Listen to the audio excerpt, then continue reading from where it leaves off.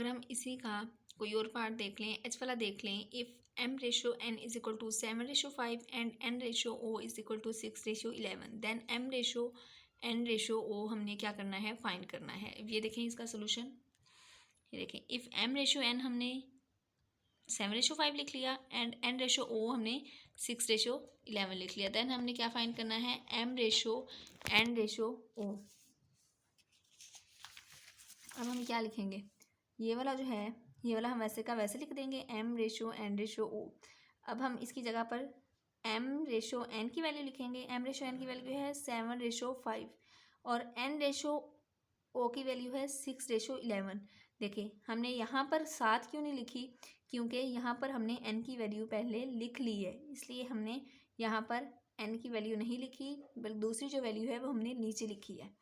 अब देखिए इसे इसके साथ क्या करेंगे, मल्टीप्लाई करेंगे। 7/6 रेशो 5/6 रेशो 5/11। 7 को 6 के साथ मल्टीप्लाई किया 42, 5 को 6 के साथ किया 30, 5 को 11 के साथ किया 55। अब देखिए ये मज़ीद सिंप्लीफाई होता है, ये देखिए ये 2 के टेबल पे नहीं होता, ये भी नहीं, ये हो जाता है, ये भी हो जाता है, लेकिन ये नहीं होता क्योंकि ये ओड नंबर है। ये 3 के टेबल पे जो है तीनों एक साथ डिवाइड नहीं होते, 4 पे भी नहीं होते, किसी टेबल पे नहीं हो रहे, तो ये जो है इसका यही आंसर आ जाएगा। अब हम इसका नेक्स्ट क्वेश्चन देख लेते हैं। नेक्स्ट हमारे पास क्वेश्चन नंबर 7 है, the ratio among the capacity of jug and the basket is 1/5 and the ratio among the basket of the capacity of basket and the capacity of tub is 3/4। Find the continued ratio among the capacity of 3 object, simplify if possible. उन्होंने कहा है कि हमारे पास एक जग है और एक basket है, उनमें उनकी रेशो है 1/5 और हमारे पास कैपेसिटी है बास्केट की और टब की 3/4। अब हमने इन तीनों की जो है कैपेसिटी जो है रेशो कंटिन्यूड रेशो में फाइंड करनी है। अगर ये सिंप्लीफाई मज़ीद हो सके तो उसे वो भी करना है।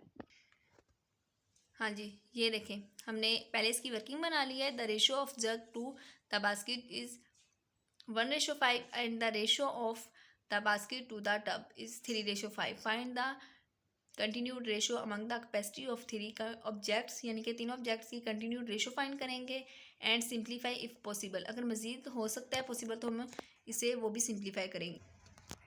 अब देखें यहाँ पर हमने सबसे पहले जग लिखा, रेशो बास्केट लिखा, फिर हमने रेशो क्या लिखा, टब लिखा। जग जो है उसकी कैपेसिटी थी 1 और हमारे पास बास्केट थी 5, फिर बास्केट की 3/4 थी। अब देखें हमने 1 को 3 से मल्टीप्लाई किया, 3 आ गया, 5 को 3 से किया, 5 को फिर 4 से किया। अब देखिए 1 को 3 से मल्टीप्लाई किया 3 आ गया, 5 को 3 से किया 15 आ गया, 5 को 4 से किया 20 आ गया। उम्मीद है आपको ये क्वेश्चन समझ आ गए होंगे अच्छी से।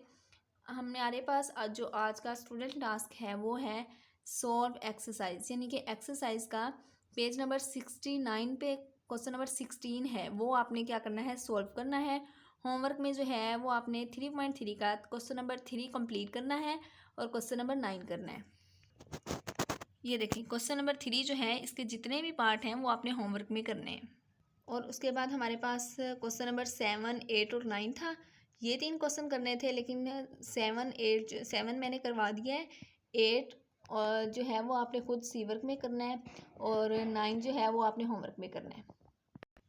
उसके बाद हमारे पास यूनिट चेक में हमारे पास पेज नंबर कौन सा है, 69 पे है क्वेश्चन नंबर 16।